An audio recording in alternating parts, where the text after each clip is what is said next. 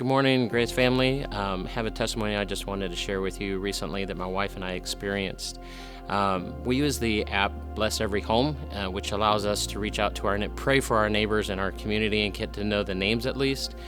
And this one particular morning, my wife had gone through the names, prayed for them in our community, and then she had scheduled later that morning for us to go for her and a friend of hers to go for a walk. And her friend wasn't able to go with her, and through several delays, it ended up being a couple hours later, so I decided I would go with her.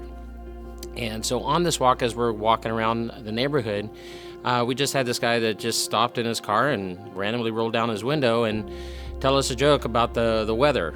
And through that, we ended up spending about 45 minutes with this gentleman and come to learn that he had been married for just over 56 years. His wife had just recently passed away about a month previously.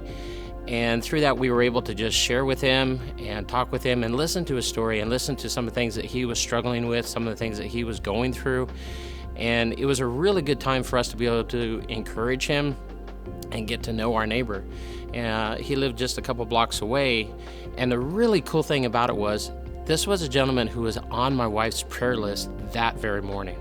Really pretty amazing how the Lord worked it out, because through like 3 or 4 different delays, 3 or 4 different sequences of events that happened that morning, the Lord really set up this appointment for us to meet this guy at this particular moment where he was driving down the street, and allowed us to be able to have that appointment, to be able to be an encouragement to him, where it gave the Lord an opportunity to answer a prayer that we had through us to encourage our neighbors.